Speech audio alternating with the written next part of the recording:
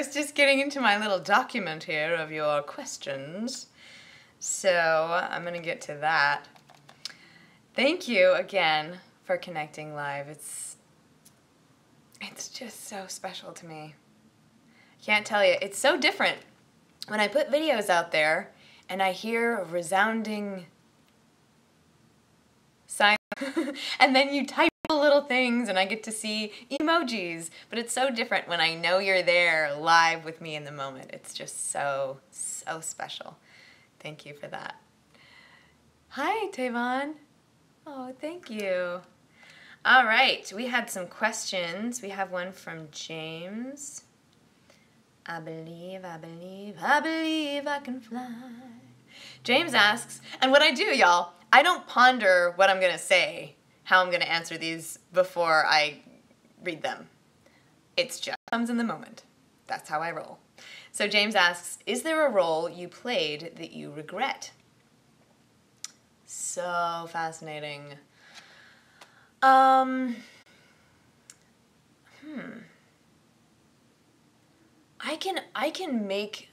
can always find some reason, like something about it that that I can learn from, or that can be inspiring to me. Boy, I don't really do regret. I mean, I have times where I think, oh, darn, I should have, I shouldn't have, and then I just really work to exchange that into I could have. I could have done that differently. That I regret. I mean, I think I told a story of one job that I was cast as, and I got all the way on set, and it was my first thing that I had been cast as with an agency when I was in Seattle, and it turned out, my eyes are green, it turned out that it was a political ad, and I didn't know that when I submitted. So that was something where the entire script that I had auditioned for completely changed, and then they said, by the way, it's a political ad. But because I had already, been cast, and then it was like really new for me. Hi, Lauren. I was scared. I was too scared to say like, ooh, geez, I'm not sure I'm comfortable with this. And I wasn't sure who the candidate was politically, and it was just weird. And I got on set, and they had this contract we had to sign that would say that we would never say publicly what our actual viewpoints were. I thought, oh my gosh, I can't do this. I can't do this. And so I asked them about it, and I said, tell me about this contract, and she just started to really worry, the producer, and I was just like, does this mean, and it would mean that that would be me, that would be my face there in whatever way that they decide to use it, and then I would never even be able to say, whatever that was, that's not my views. So I didn't do it.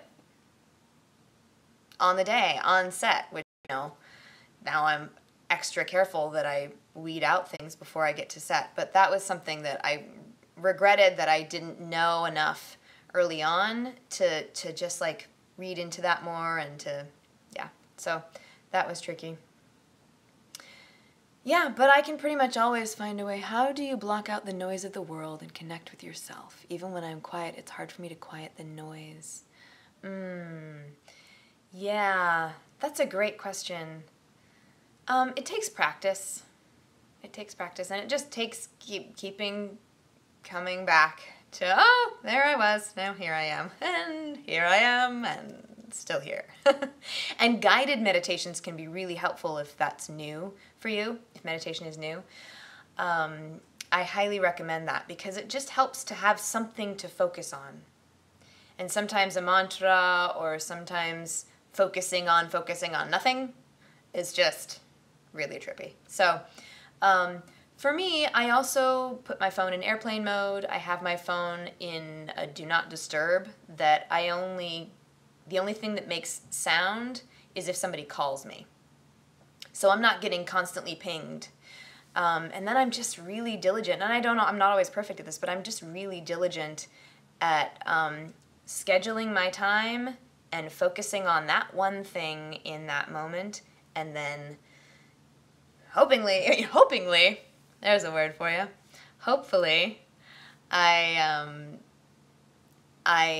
can get it done in the time period that I've allotted, and I usually can, and then I'll move right on to the next thing, so that's what helps me. Do you have a schedule for your live streams, or are they random? I love you so much. Vibes to you. Thank you, Shane.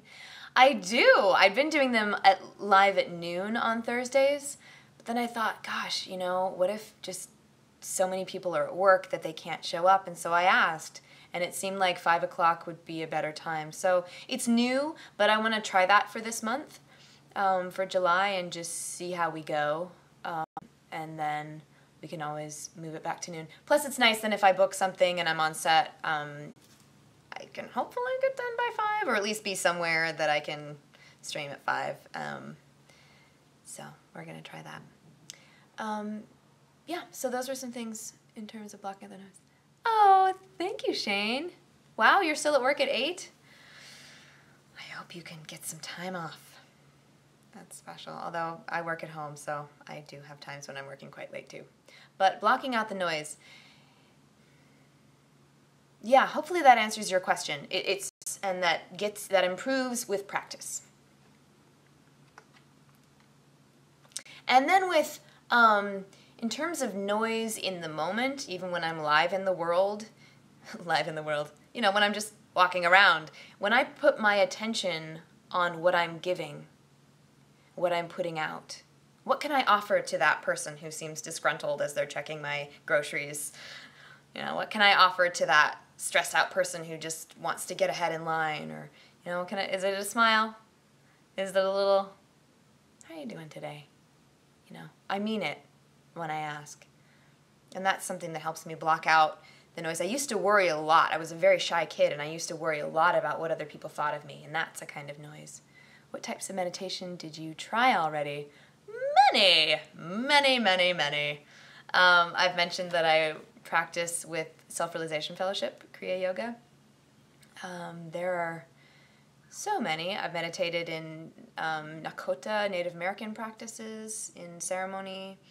I did guided meditations from Deepak Chopra. I've done the Oprah Chopra guided meditation 21-day challenge. They're awesome. Highly recommend. That was really helpful when getting started. Oh my good heavens. I have done so many books and practices. I mention Energetic Boundaries all the time because it's the best book. It's phenomenal. Glad you were awake for the live stream. It's 1:20 a.m. in the UK. Thank you. Bless you for being here. Thank you. Yeah, I know. It's hard to imagine. I was super shy. But it's funny because I always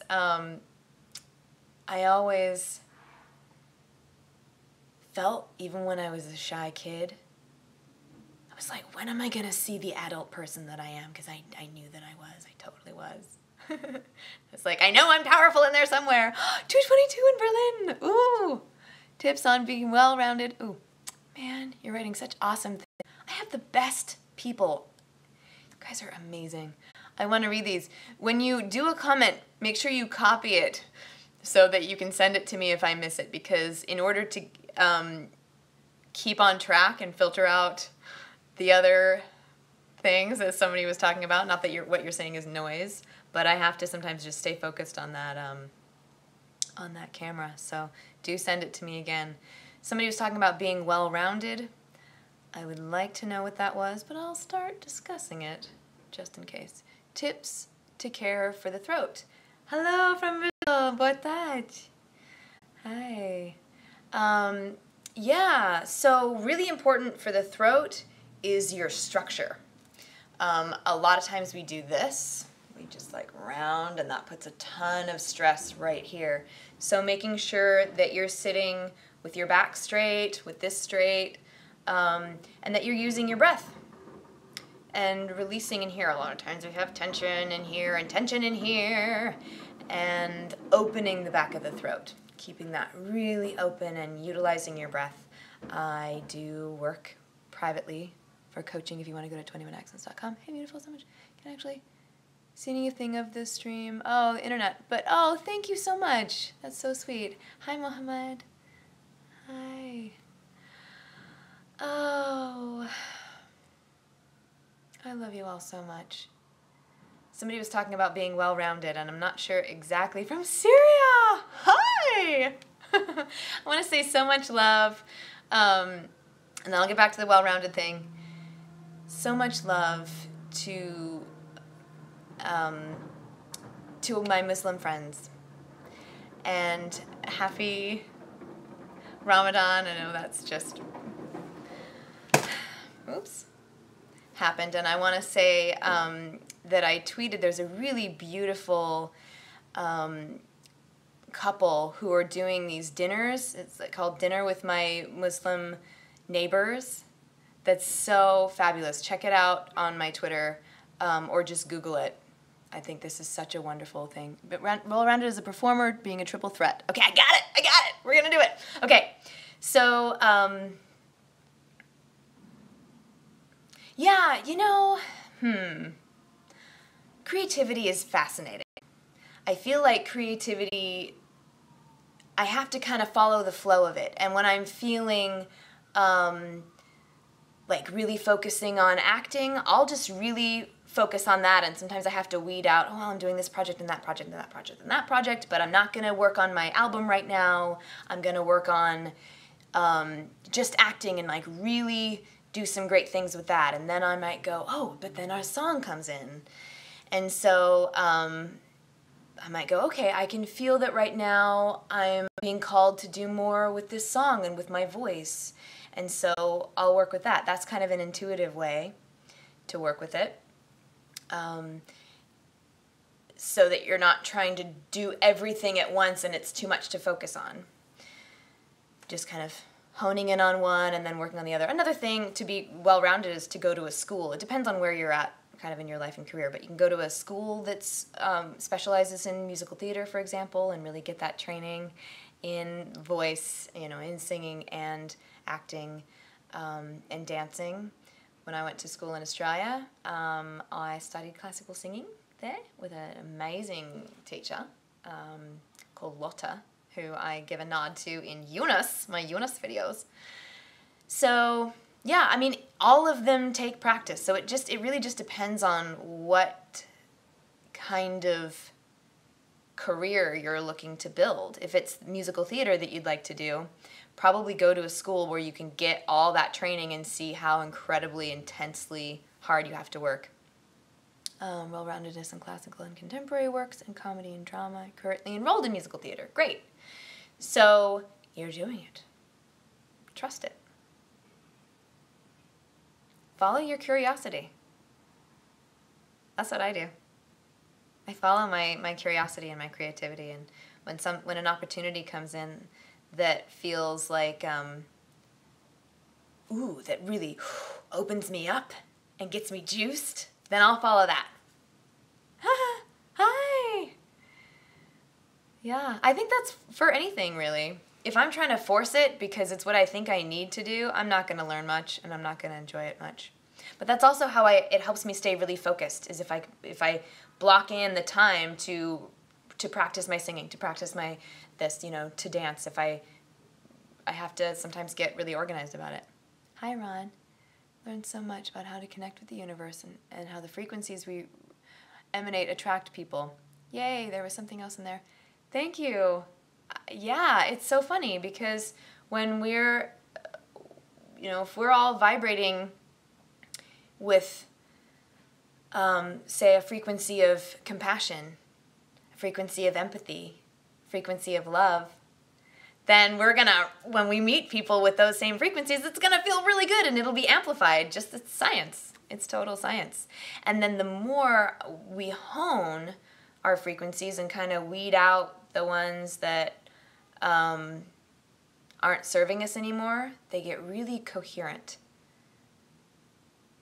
And so the more coherent our energy is, the more that is amplified, and the more when other people come in with that same coherency and those same frequencies, oh my gosh, it's amplified exponentially. And it can be a lot to handle, right? It can feel like so much. And this is why, oh, that's a whole other thing. I got to do it another time. I have 2 minutes, so I'm going to go do that. But maybe another time I'll talk about, yes, I totally will. I'll talk more about these frequencies and about how we amplify each other and what that feels like in terms of people who are on stage or people who are leaders in our world. Cool. Oh, you're cooking, Shane, and phoning. Yay. It's so special to connect with you all. Much vibes. We'll see you next Thursday. Thank you so much. Ciao. Ciao, bello.